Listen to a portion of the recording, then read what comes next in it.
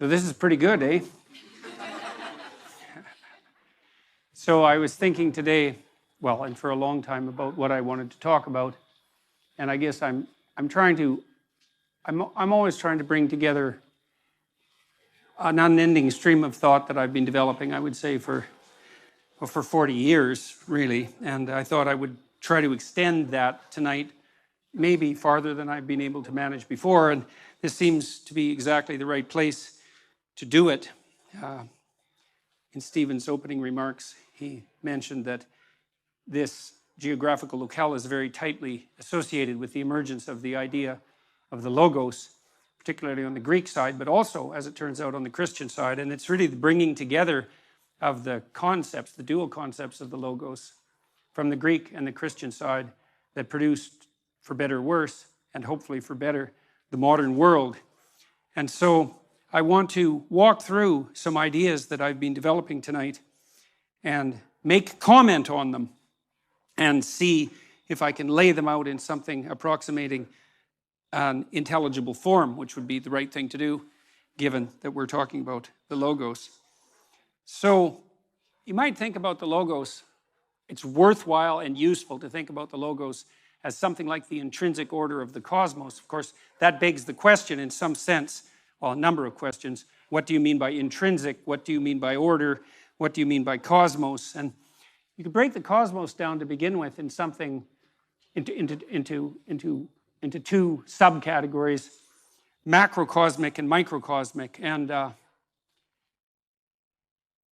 you can think about the microcosm and the macrocosm in a purely objective sense. You could think about the microcosm as the hidden world beneath the resolution of our vision. So, of course, there's an unbelievably active world of hidden complexity at work at levels of resolution much higher than we can see, moving all the way down to the quantum realm.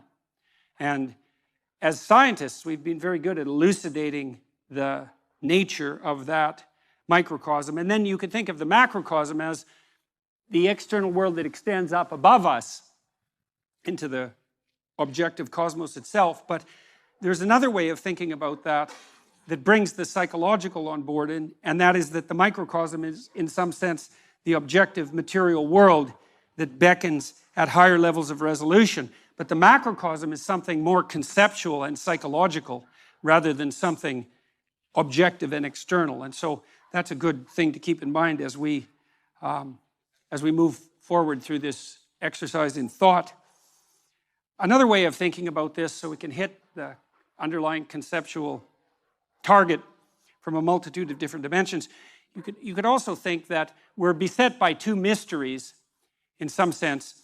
We have the world of what matters, and the degree to which the world of what matters is the most real is indeterminate, because it depends on how you define reality. If you define reality as that which exists in the objective world, then the world of what matters is not fundamental.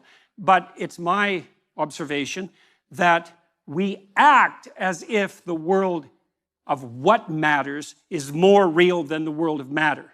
And I think, in some sense, the most compelling evidence for that, even to a skeptic, and it's a pessimistic form of evidence, but it suffices, sometimes pessimistic evidence is the most potent. The reality of pain is undeniable, and it's not amenable to rational argumentation. It announces its existence. And for a long time, I thought, in some real sense, that there was no more fundamental reality than pain. And there's an ethical dimension to that, too, because if you accept the reality of pain, there seems to come with it an impetus to eliminate unnecessary pain. And to some degree, we can understand that as the basis of the moral impulse, and maybe to eliminate the unnecessary pain of the innocent, like the unnecessary pain of children, for example. And so, well, we accept the existence of pain as something so real that we will almost instantaneously act on it. And I would say that's especially the case in the case, say, of infants. And so it isn't obvious what's real because it depends in some sense on how you define the term. But my sense is that what people believe is most accurately reflected not in what they say or in the propositions about the world they lay out, but in how they act. And so, and that's also something subject to debate, but it's not a shallow argument to say that your belief is most deeply reflected in your action. In fact, I think in some sense it's the deepest of arguments. And you know perfectly well that you can say one thing and do another, and you also know that you regard people who do that as hypocrites, and you tend to regard what they do as a more profound pointer to what they believe than what they say. And so you'll call them on that too. And so that means that there are some meanings that we regard as inviolably real. Now, the reason I concentrated on pain is because it's pretty easy to destroy joy. You can do that with a rational critique, and we're quite good at that. And you can destroy faith, and you can destroy hope, and you can destroy enthusiasm, and you can often do that even with a casual word. But pain is much more resistant to that sort of rational dismissal. I thought over the years, thinking as much as I could about unjust pain, let's say, as a fundamental reality, wondering if there is anything more real than that. And then I would say, well, yes, there is. That which dispels pain is more real than pain. And that's because to dispel something, you have to be more powerful than that thing in some sense. And then you can ask yourself at all sorts of different levels of analysis, what's capable of dispelling pain? Or at least, let's say, rendering pain acceptable, which is not perhaps as deep a solution or as desirable a solution, but is also not nothing. And I would say that many of the things we regard as cardinal virtues are virtues, in fact, because if you have them on your side, you can, in fact, contend with and perhaps dispel or triumph over or transcend the inevitable pain and suffering of existence. And I think one of the fundamental purposes of education is to provide people with the peers and the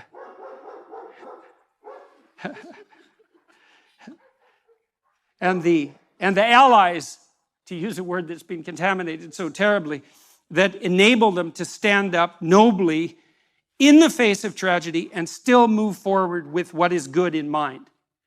And that's a very different purpose than inculcating in people a thoroughly detailed description of the patterns of the objective world. And I'm not saying for a moment that there's nothing useful about the latter, but the former is people starve and thirst in desperation without the former. And those are realities. Now, as I said, if you start out with the axiomatic assumption that only what is objective is real, well, then that argument falls flat. But I think there's no reason whatsoever not to raise the question of what it is that you're using to base your axiomatic definition of reality upon. And I think that noting what people do is a very good pointer to the real. So here's another way of thinking about the logos. For the world to be intelligible, it must consist of patterned regularities. And that might be the great discovery of the Greeks in some sense, that there are patterned regularities that are superordinate to immediate perception, that are in some sense more real. So number would reflect that, for example. Are numbers more or less real than the things they represent? And you can make an argument both ways because, again, it depends on your definition of real, but it's a very difficult argument to make that they're less real. And partly that's because if you're a master of number, there's almost nothing that's beyond your grasp. So if the depth of your wisdom is reflected in the utility of your tools, then almost nothing makes you more powerful than to be a master of numbers. And that seems to point to an ability to grip some element of a reality that's more fundamental, that is outside of immediate perception. And so one element of the idea of the Logos is that there's an order to the world that's superordinate to the apparent order that's more fundamentally real. And that you can discover that order in contact with the world. And that's the microcosmic world in some sense, rather than the psychological world. And so that seems useful. And I would say these patterned regularities, they're of two types. There's patterned regularities of being, and an object is a patterned regularity of being. One of the things I came to understand as I studied the science of perception is that we don't see objects. We see patterns and we infer objects. And so the pattern recognition is more fundamental than the object recognition. It's also the case, by the way, that we don't just see patterns and infer objects. We see useful patterns and infer objects. And I don't mean as a second order inference, I mean as a direct perception. And so it's quite obvious. Sophisticated psychologists of perception have noted that in some real sense, the perception of the meaning of a phenomenon precedes the perception of the phenomena. And I really mean directly. And there's much of what you see, for example, is very much associated with what you can grip, because even your vision is tightly associated with the act of gripping, because what you need to see is what will give you a grip on the world. And you might say you see the thing and then determine how to grip it, but that's not how it works. Your retina, for example, which represents patterns in the world, propagates those patterns through your nervous system and manifests itself in such things as preparation for grip. And that's outside of conscious visual perception. And so you cannot make the case that what you do when you perceive is pull in objective sense data and then sort the world from that. The neurological investigations have rendered that presumption invalid. Not only that, there's another problem. Well, let's refer to, we'll do this in two parts. For the world to be intelligible, it must consist of patterned regularities, and they're regularities of being and becoming. Another issue is when you encounter the world, do you see what's there? And the answer to that is, well, yes, but you also perceive what could be. And so I would say that what you perceive is an amalgam of the patterned regularities of both being and becoming. And you can think about this and make it intelligible. If you think about what happens when you wake up in the morning, you might ask yourself, well, what do you perceive when you wake up in the morning? And you open your eyes and you might say, well, I perceive my bedroom. And I suppose in some very trivial sense that's true, although generally your bedroom is so familiar that you don't need to perceive it. You've already automatized that perception, and it has almost zero functional utility. I suppose you have to perceive it well enough to wend your way through it when you step out of bed. But that isn't really what you perceive, not my experience, and I believe this is a very common experience, is that what you perceive when consciousness dawns in the morning is the horizon of possibility that's associated with the world in front of you. And so what you really see, as far as I can tell, is something directly akin to the chaos that God encounters as the Word, the Logos, at the beginning of time, which is there's pattern regularity of being. That's a solid object because it propagates itself across time in this three-dimensional form. But then there's a cloud of possibility around each object, which is what additional realities it can manifest depending on how you act in relationship to it.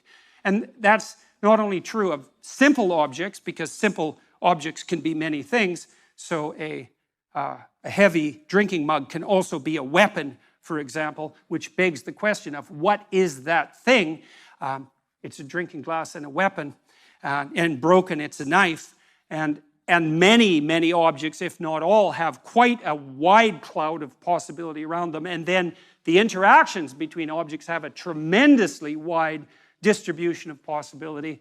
And that's the becoming that's implicit in the being. And I think that's actually what you confront when you wake up in the morning.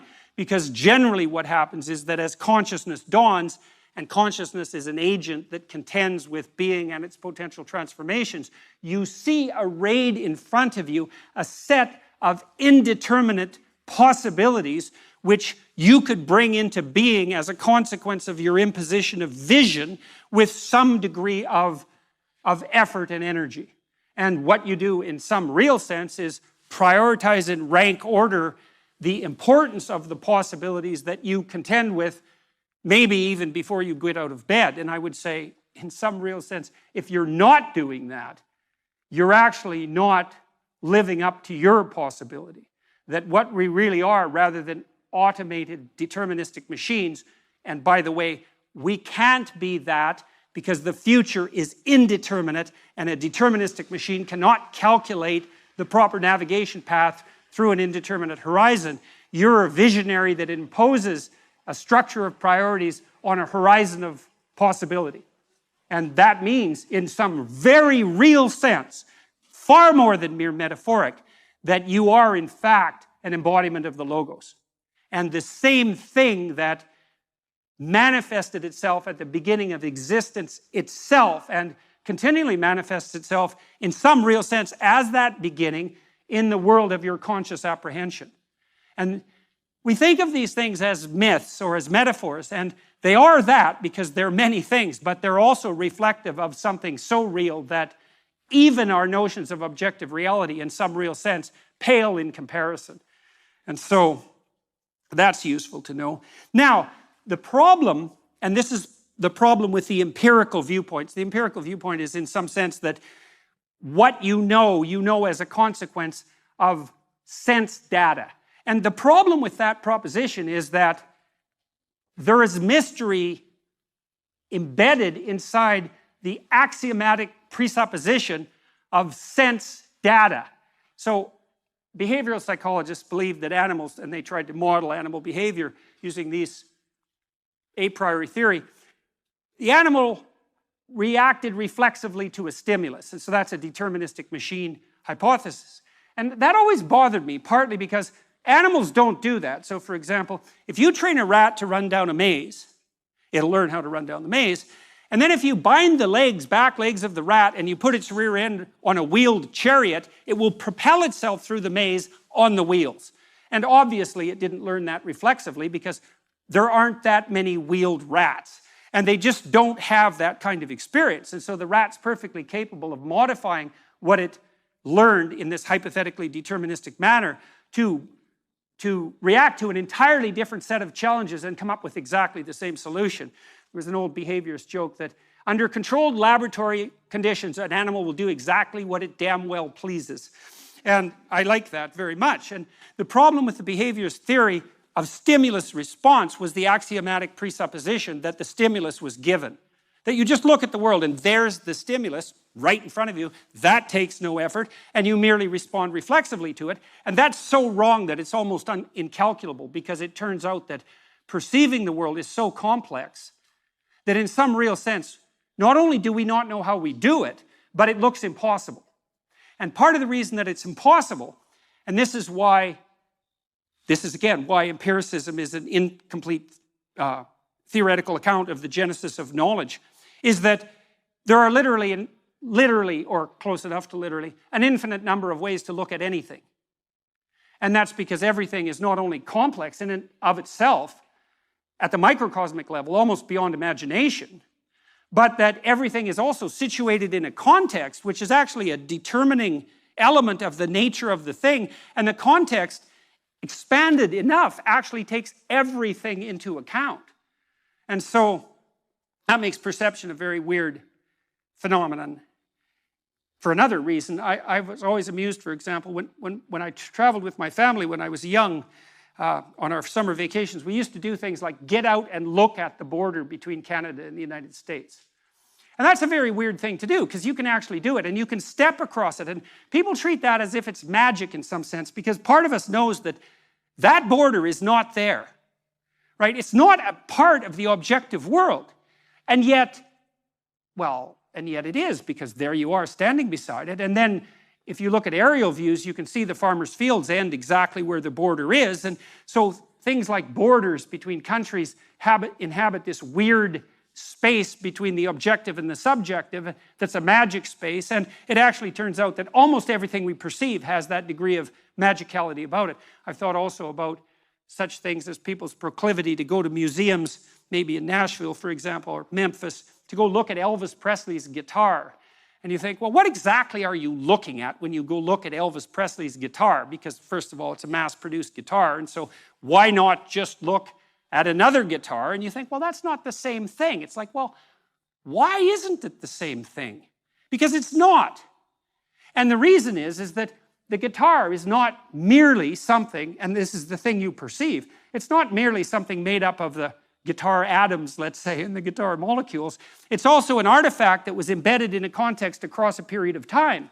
And that embeddedness of that artifact is part of what you perceive when you see an artifact like a celebrity, something a celebrity owned, or the relic of a saint, let's say. And you can say, well, that's all an overlay on top of perception, and that would be fine, except that's wrong. There's no data, so to speak, that support that viewpoint. That's not how perception works. Perception is unbelievably complicated. So we see regularities of being, and some of those, impediments and affordances is the technical term, we tend to perceive as objects. But we also see the possibilities of being. But the problem with that is that the world of objects, potentially relevant objects, and the world of possibility is vast beyond our comprehension. And so then we have another problem that emerges as a consequence of that, which is a key and signal problem, and the fact that it has been solved precipitously and carelessly, hastily, is actually the reason for the culture war that's raging today. And that is that we have to prioritize our perceptions. We have to prioritize our perceptions to get access to the sense data that hypothetically informs us. We have to see the world through a system of value. And why would I say a system of value? Well, a system of value is a system of priorities, right? Because to value something is to make it more important than other things that it's being compared to. And why do you need a hierarchy of perceptual priority in order to see? And the answer is, well, you can't see everything at once. And so you can only see one thing at a time. And which thing? And the answer is the thing you think is most important to see at that moment. And then the question is, well, and this is the question, why is that the most important thing to see at the moment? So imagine, this is true in the auditory domain, in the tactile domain, all sensory domains. And you think that perception is a passive action and that we act upon the consequences of our perception, and this is just not true at all. There's no level of the analysis of perception neurophysiologically where you can separate action from perception. So for example, when you're looking at the world, although you don't know this, your eyes are moving back and forth very, very quickly. They have to move. If they stop moving for more than 1/10 of a second, you go blind because you saturate the neurons that you're using to perceive so intensely with the repetitive stimulation that they just shut down. And so at a micro level, your eyes are vibrating like mad, and then there are saccades above that are still unconscious, that are less rapid and wider. And then voluntarily, you have voluntary eye fields in the frontal cortex. You move your eyes voluntarily to point to what you want to see, and you do that because the center part of your vision is exceptionally high resolution. Each center vision foveal neuron is connected directly to 10,000 neurons in the primary visual cortex, and then each of those 10,000 is connected to another 10,000. It's very expensive neurophysiological real estate, and if all of your vision was as intensely high resolution as your fovea, which is a very small part of your retina, you'd have to have a brain like an alien, because half your brain at any given moment, especially for human beings, is actually taken up with the problem of resolving the world into conscious vision. And that's all motorically dependent. And so, in some sense, real sense, seeing is very much akin to feeling out. If you're investigating the structure of something like this column, if you close your eyes, you can build a visual image of the column. Blind people, by the way, many of them can draw, just so you know, even if they've been blind from birth, because they generate visual representations of the world. They just don't have light and color. But they still have the sense of the three-dimensional structure of the world. They know what the shape of objects are. They know they can see their loved ones' faces by using their hands as eyes. And we use our eyes as hands as well because we feel out the world with our hands or with our eyes. So don't be thinking that it's passive perception and then an overlay of prioritization and action. The problem of prioritization goes all the way down to the micro level with regards to perception. Okay, so now you have to prioritize your perceptions. Why? There's too many things to look at, and you can't look at everything at once. And so then the question is, well, how do you prioritize your perceptions? And the answer is, well, you make one thing at every moment that actually allows you to act, even to move your eyes, even in a restaurant to focus in on the conversation that your first date is having with you, as opposed to all the other conversations that are going on around you. That's all dependent on motor action in the auditory perception system. To prioritize what you're seeing indicates that you exist within a hierarchy of value. Why a hierarchy? Well, because everything has to exist in your perceptual structure in relationship to everything else. And so, well, let's take the example of the date. Why are you listening to what your new potential partner is saying rather than the background conversations? You might say, well, I want to hear what she has to say. Well, and then you might ask, well, why? And you might say, well, I want to be polite. And you might say, why? Well, I like this girl and I would like to explore the possibility of a relationship. Why? Well, because I believe that having a relationship with someone is valuable, and that's a subset of the notion that having relationships is valuable, and that's a subset of the notion perhaps of having stable, long-term, loving, monogamous relationships are the highest form of relationship, and that's a subset of the notion that, well, as you progress through life, one of the things you do is find a partner and establish a family and perhaps have children and contribute to the community in that way, and that's part of being a good citizen, let's say, and that's part of being a good person. And then there's an outside nesting of that too, because one question might be, well, what do you mean to be a good person? And of course that's the problem of the logos, and the answer to that would be something like, well, I want to be the proper mediator between possibility and actuality such that the best possible actuality can be manifested by the possibility that I confront. And every bloody thing you do, everything you see, is either nested in a unified hierarchy like that, or it's not. So let's say, what happens if it's not? Well, we actually know what happens if it's not. And let's say you're not unified psychologically in your value orientation. Okay, what's the consequence? Well, entropy. That's the first consequence. It's like, are you doing one thing, which you know what you're doing and can commit yourself to and can actually undertake, or are you so confused that you need to do 15 things at the same time, and you don't know which of them is most important? And the importance, by the way, is diluted by the multiplicity, right? Because if you pick something out as singularly important, you actually elevate it as important. If 15 things all of a sudden become equally important, they're all 1/15th as important, because if they weren't, you wouldn't have a problem sequencing them, and that means they're not motivating. So one of the consequences of that is that there's no positive emotion. Because positive emotion, the joy, there's a couple of types of positive emotion. I won't talk about satiation, but enthusiasm and joy, happiness, let's say, is 100% dependent, as far as we can tell, on observations that you're progressing towards a valued goal. It's not attainment focused, that's satiation. You get something you want and you're satisfied about it. That's a whole different neurochemical system. But enthusiasm and joy that people associate with happiness manifests itself when you're moving towards a valued goal. So if you don't prioritize your goals because you don't exist within a structure of value, then you have no positive emotion. And positive emotion is half of forward-moving motivation. Well, in fact, in terms of forward movement, it's almost all the motivation, because the embodied manifestation of positive emotion is the movement towards a valued goal. That's what it is. That's why you have the positive emotion, because you are a creature that can move towards goals. And the emotional signaling of that is positive emotion. No goal, no positive emotion. No hierarchy of goals, dilution or eradication of positive emotion. Because if you're confused enough and you have 100 goals and you can't prioritize them, then every goal has 1% of the significance necessary to really move you forward. And so to be maximally motivated, you need to know why you're doing what you're doing, all the way up Jacob's ladder, all the way up. And that brings us to the notion of the macrocosm that's the heavenly hierarchy. And in some sense, it's a psychological macrocosm, although not in all senses, because it brings society into the purview. So here's a proposition.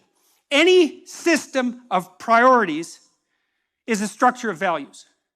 So you may or may not accept the proposition that you have to hierarchically arrange your perceptions. You also, by the way, have to do the same thing on the action front. Because if you're inclined to do 10 things at once, you can do none. And consciousness, by the way, is a very narrow channel. And we generally can only concentrate on one thing at a time. And the reason for that, in some sense, is because we can only act out one thing at a time. And so not only do you have to prioritize your perceptions, which are action-based anyways, you also have to prioritize what you're going to do, because you have to do the first thing first, and then the second thing, and the third thing, and that's obviously a structure of priority. And a structure of priority is a structure of comparative value, and a hierarchical structure of comparative value is an ethic. And so what that means, as far as I can tell, and this is something, if it's true, is that we cannot see the world except through an ethic. And I mean that literally as well as metaphorically. You literally cannot see the world or act in it. You cannot perceive the world except through a structure, a hierarchical structure of value, which is an ethic.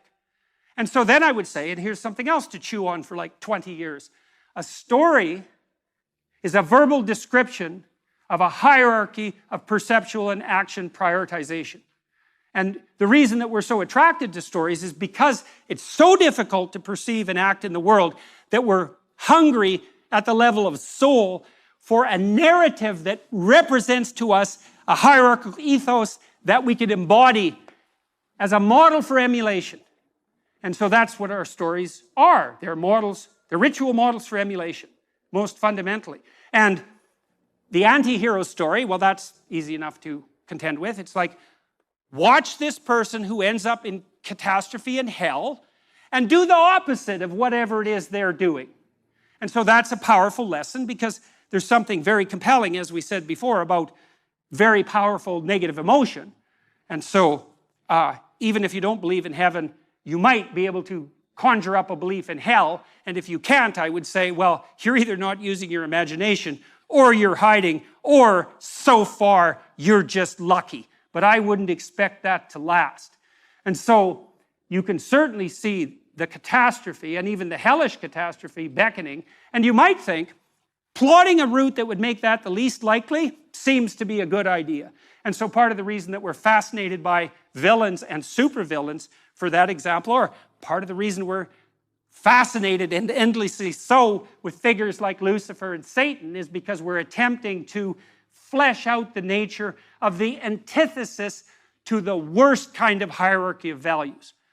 And that's gripping to us. It's gripping to us. Now, there's more to it as well, because we also will turn our attention to the negative to fortify ourselves against the negative in preparation for confrontation with the negative. And so we can do that through use of fiction. And that's what we're doing, for example, at least in part, when we do such strange things as amuse ourselves with horror films. And so, any system of priorities is a structure of values. That's an ethic. It's hierarchical, because one thing has to be put before many things, and things have to be done in sequence, and everything has to proceed in some sense in an intelligible manner towards the highest possible goal. And the alternative to that is not only the radical unhappiness that I already described, which is the destruction of any possibility of enthusiastic engagement with life in a meaningful sense on the positive front, but the other price you pay for being confused about your ethic is anxiety, most particularly anxiety, because anxiety is actually a signal of entropy in perception and action. If you don't know what you're doing, you don't know where you are, and you don't know where you're going. And if you're in a place where you don't know where you are or where you're going, you're in danger.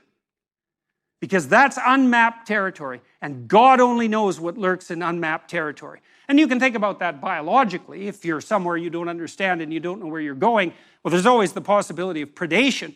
But you can think about it metaphysically too, and that's worthwhile. If you're so confused and disoriented that you don't know where you are or where you're going, there are predators of the spirit who are much worse than snakes that are waiting in wait for you. And the probability that you'll move from aimless, hopeless, joyless anxiety to nihilism, corrosive bitterness, and genocidal fantasy in the fundamental extreme is very high. And so that's possession by a predator of the spirit in the desert of the soul. And that's real. So a system of priorities is a structure of values, an ethic. A narrative, and that would include a drama, is the description of a structure of values or an ethic or a set of priorities. We see and act out the world through what, when described, is a narrative. Now that's interesting. That's an interest, if that's true, it's very interesting. It's interesting partly because, you know, the postmodernists, who I don't admire, generally speaking, they figured this out. They figured out that we likely see the world through a story. And that might even be true for scientists, is that a scientist, and Carl Jung believed this too, by the way, is that science takes place within a surrounding narrative. Now, what the postmodernists did, the French postmodernists in particular, and then the Americans through Yale most particularly, they leapt from problem, which was how do we perceive, solution, we see the world through a narrative, to narrow solution, which is that we prioritize our perceptions and our actions by imposing a narrative of power and dominance. And they swipe that from the Marxists. And that is simply not true. There is no evidence for that. Animals don't even do that in their social communities, or when they do it, they erect unstable and extremely violent social hierarchies. There's no evidence whatsoever that hierarchies predicated on a narrative of power function productively, even for the people that impose the narrative of power. People have objected to me, well, what about dictators? Stalin. It's like, here's something to think about. Imagine you set up something like hell around you. Now, we could think about the Soviet Union in that regard. And you're a minion in hell. You're not Stalin. Are you more successful or less successful if you're Stalin? I would say being the biggest devil in the worst hell is actually the most cataclysmic failure, not a mark of the success of your ethos of power and dominance. And the ethos that's set up against that is very complicated, and it is the ethos in some real sense of the Logos. The Logos is the antithesis to the Luciferian presumption of dominance and power. And it's harder to formulate, which is why we've been wrestling with it and are doing that tonight as well, in this place where it's been wrestled with forever. It's harder to formulate. It's not unidimensional. It's the union of multiple virtues. And so it's a tricky thing to grip. And it's so tricky that we don't have it fully articulated.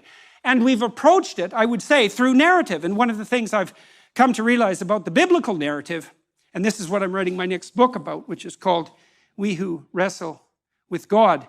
And I suppose this lecture is a preview of the ideas in that book.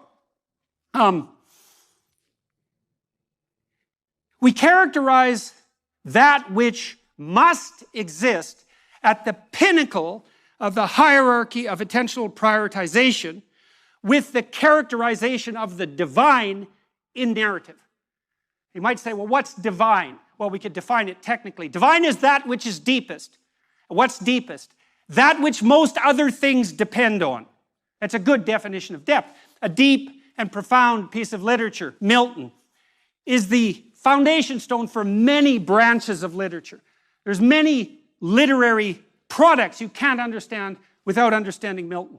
And you can't understand Milton without understanding the biblical corpus, which is even deeper and in that sense more profound, given the metaphoric relationship between the idea of profundity and depth. And why is the biblical corpus deep? Well, it's an attempt to flesh out, using narrative characterization, the nature of the spirit that has to inhabit the highest place in the hierarchy of attentional and action priority. And so why would I say spirit? Well, because it's something embodied. It's not a description of the world. It's a pattern you enact and embody. And so when you're called to God and the Logos through the biblical corpus, you're called to allow yourself to be possessed by the Spirit that represents the union of awe-inspiring, imitatable virtues. And then you might say, well, what are those? And I can walk through some of them, just so you get a sense of this. I don't want to do it exhaustively. In the opening chapters of Genesis, which is where the idea of the Logos is highlighted above all else in some real sense, you have this notion that whatever God is uses whatever the Logos is to extract habitable order from potential. And the tohu vabohu, that's the chaos, is a weird intermingling in the linguistic sense of chaotic possibility of the world per se with confusion and psychological disorientation.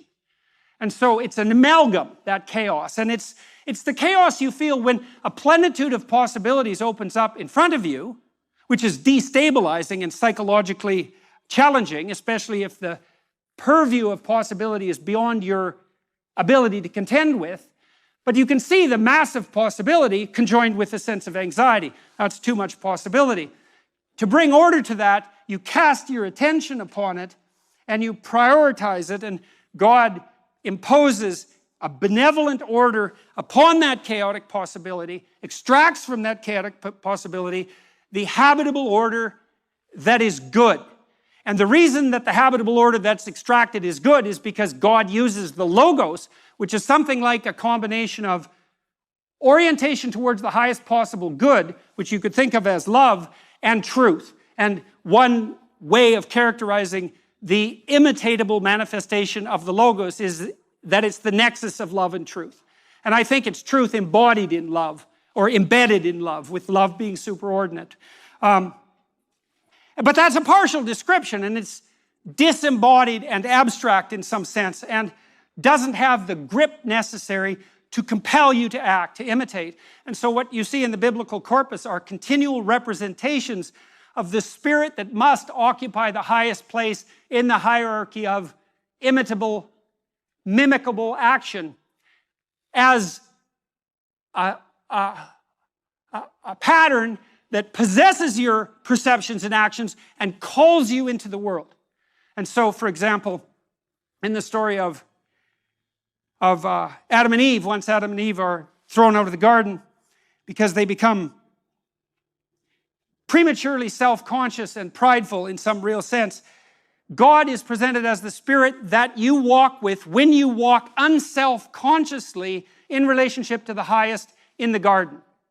And that's actually an experiential reference, as you imagine you're having a particularly good day in a particularly beautiful garden, like the day we had today. It's like, are you closer to God? Well, the answer is, experientially, well, yes, because you feel that your existence is imbued with a deep sense of appropriate significance. And that's not a rational, secondarily derived argument. It's primary. It's a primary experience. And part of what the biblical corpus is trying to do is to lay out the nature of the Spirit that inhabits you when you're oriented towards the highest possible good, and to point out that that's phenomenological, it's experiential, it's existential, it's embodied. It's not a secondary overlay of the description of the nature of the world on the world. That's not what the biblical corpus is trying to do. So in the story of Cain and Abel, what's God? God is that which calls you to make the appropriate sacrifices and calls you on it when you don't. And try to escape that and see what happens. We know perfectly well, that that's a pathway to hell. And you might say, I don't believe in hell, and I would say, that means you don't know anything. Noah, who is God, or what is God in the story of Noah? The Spirit that calls the wise to prepare in the face of crisis. Do you abide by that or not? Well, you do if you're wise, and you do if you care about the people around you. Abraham, what's God? The Spirit that calls the inappropriately luxuriating out to the terrible adventure of their life, and that then requires of them the highest possible sacrifice. to obtain the highest possible goal. In Exodus, what's God? The spirit that lays tyranny to waste. The spirit that guides you through the desert of the soul. The spirit that orients you towards the promised land and imbues you with the enthusiasm that allows you to make your way out of the tyranny and through the desert. And so on. And each story is part of a circumambulation, a narrative circumambulation that's attempting to represent the union of virtues that could be embodied in perception and action that constitute the pinnacle of the pyramid. And that, by the way, pyramid, that's Mount Sinai. That's the proper hierarchical organization of society. That's the aesthetic model for the construction of the Ark of the Covenant. It's all of that simultaneously. It's the Egyptian pyramid with the gold cap. The question is, what's the cap? What's at the highest? Well, that is the mystery. What should be placed in the highest place?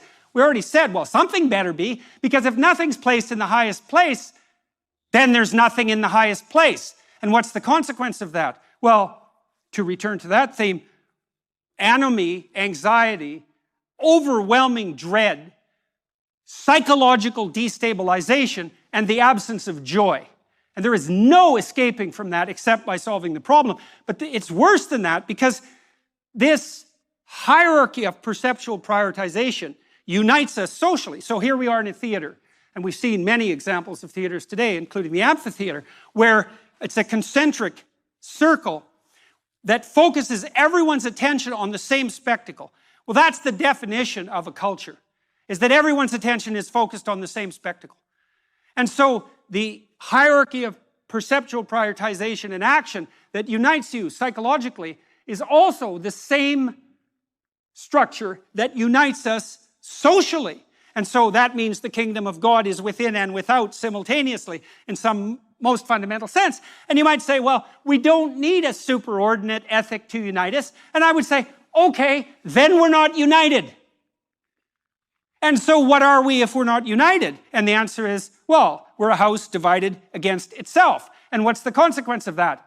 Everyone, that's the Hobbesian nightmare, right? That's not the noble savage. That's the Hobbesian nightmare. It's like, you and I, we cannot play together. We cannot focus our attention on the same point and cooperate and compete amicably, peacefully, productively, and generously towards that point.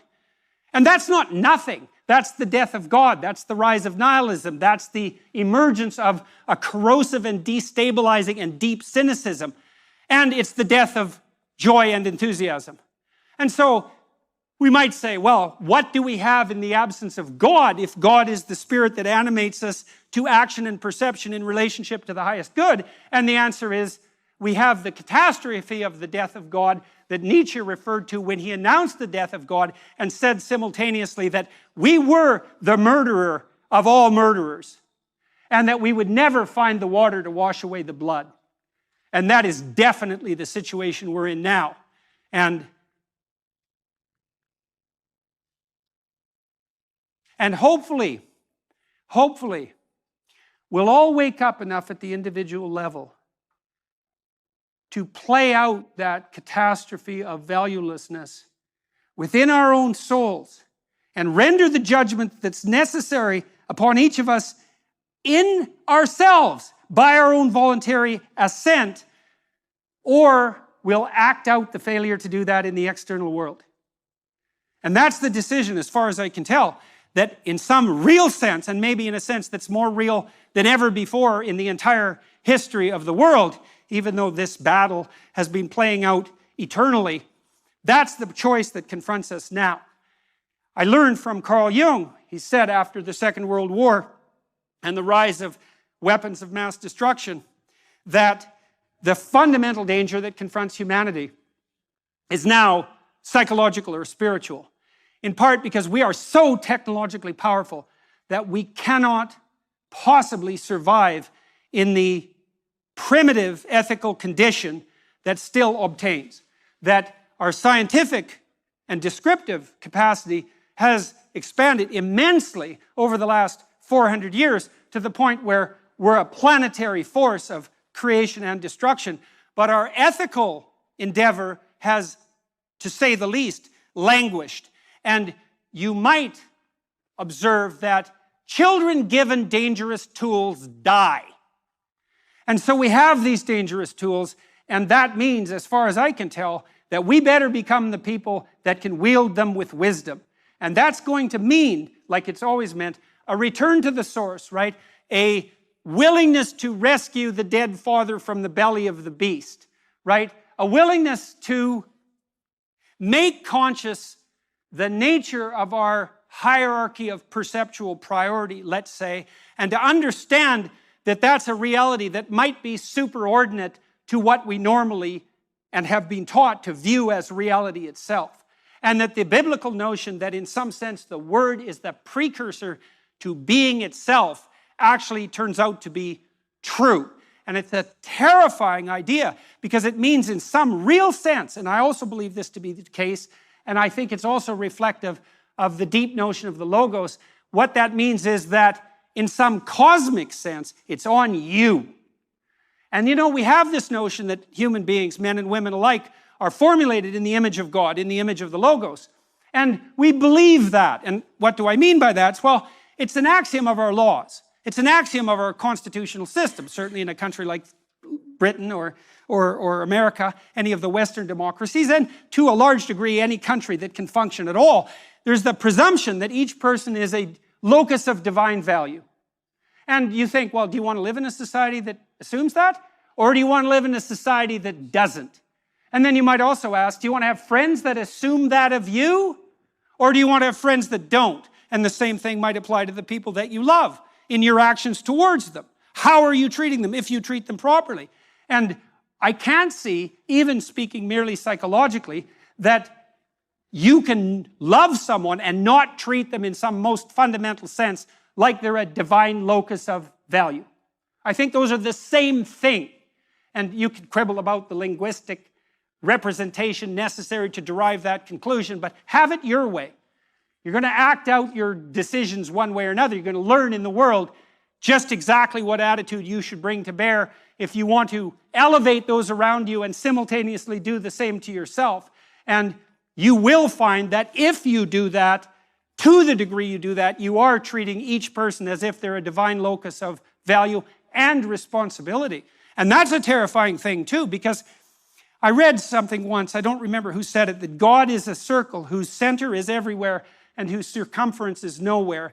And I read commentaries on that idea indirectly, obliquely, by Dostoevsky and Solzhenitsyn, Jung as well, perhaps above all else, stating that we are each a center of the world. We each have a cosmic role to play. And you can think about it this way, and this is a useful way to think about it. You have potential within you to match the potential that's without, let's say. And we all upbraid ourselves and call ourselves out on our failure to manifest that which is within us. And so here's a proposition for you.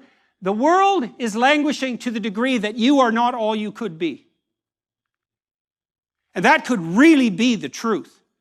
And to the degree that we're made in the image of God and made in the image of Logos, and also the entity that has to undergo the tragic death that's represented by Christ, and maybe the encounter with hell that's part of the story of the resurrection, that's us. That's what we face. And so I'll conclude my discussion of the characterization of the spirit that occupies the pinnacle of the hierarchy of attentional priority with the story of the Passion, which is the full embracing of the catastrophe of life. That's what it calls us to. And religious or not, one thing you might notice is that a good proportion of the entire planet has been obsessed with the figure of the crucifixion and the story of the Passion for 2,000 years. And even as an unbeliever, whatever that means, you have to take that seriously. Now, you can write it off as a delusion. Freud tried to do that, and so did Marx. But you have to ask yourself, well, if it's a delusion, why didn't people pick just something happy to look at instead of something utterly dreadful? And I say utterly dreadful because, and this is the truth as far as I can tell, what the Passion is a distillation of tragedy. So imagine that In order to contend with your life, you have to be willing to embrace its darkest elements. You might say, why? And I'd say, well, hey, the darkest elements are there and they're coming. And if you're not prepared, it's going to be far worse than it has to be, at minimum. And maybe it'll just lead to your destruction in ways that are worse than death. And that's a high probability. And so in order to live fully, you have to confront life fully. And that means you have to accept the unjust sacrifice of the innocent in some real sense. And that's you.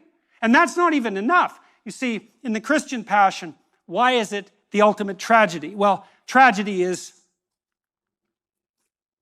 undeserved catastrophe, let's say. Well, then you amplify the catastrophe. Youthful death, torturous death, death with foreknowledge, humiliating death, death at the hands of the mob, death as a consequence of betrayal, death in the purview of your mother's vision, death despite your innocence, death despite your moral virtue, death despite the moral virtue that you have that everyone knows about and recognizes and still sentences you to death. Death at the hand of a tyrant, death at the hand of a nihilist. And then that's not enough, because in the cloud of myth that surrounds the characterization of the embodied logos, and that's Christ, following the radical acceptance of death is the radical confrontation with hell. And that's the harrowing of hell. And the story there says, in order to open yourself up maximally to the possibilities of life, not only do you have to contend with the tragedy of your own innocent sacrifice and be on board with that fully or pay the price, but you have to confront the gates of hell itself. And you might say, well, what does that mean? And you know, our culture has been obsessed in principle since the end of the Second World War with what happened in Nazi Germany. And that's as good an example of hell as anything that could be presented to the corpus of unbelievers who disavow any recognition of hell. And if what happened in the Nazi death camps isn't enough hell for you, then I would suggest that you update your prioritization of perception and value, because it's certainly enough hell to be convincing if you look at it thoroughly. You know, one of the things I tried to do when I studied the Holocaust and also the events in the Gulag was to put myself in the position not of the victim, and certainly not of the heroic rescuer, but of the perpetrator. And with a bit of meditation, you can discover pretty damn rapidly that you could be a perfectly effective, torturing Auschwitz camp guard. And that's a hell of a thing to contend with. And I would say, in some real sense, that's worse than contending with death. And I would also say that if you don't do it, you cannot stop it. If you're unwilling to see the part of you, and that's a Luciferian part in the most fundamental sense, if you're unwilling to face that, to the degree that you're unwilling to face that, that's the spirit that possesses you.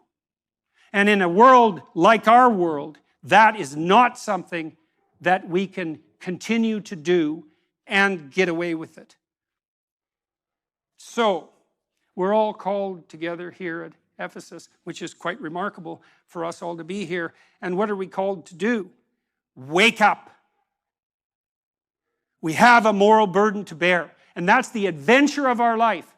That's the other thing so interesting about the Abrahamic story, is that God calls Abraham out of his luxurious slumber and sends him into a catastrophe. Tyranny, starvation, war, brutal. But he has the adventure of his life. You might say, well, it's the adventure of your life that justifies the catastrophe of your life. It's not some simple-minded, juvenile hedonism or desire for comfort. That's not what we're built for. We're built for the adventure of our lives. And where do you find that? You find that in orienting yourself to the highest possible good in all ways and speaking the truth forthrightly along that pathway. Thank you very much.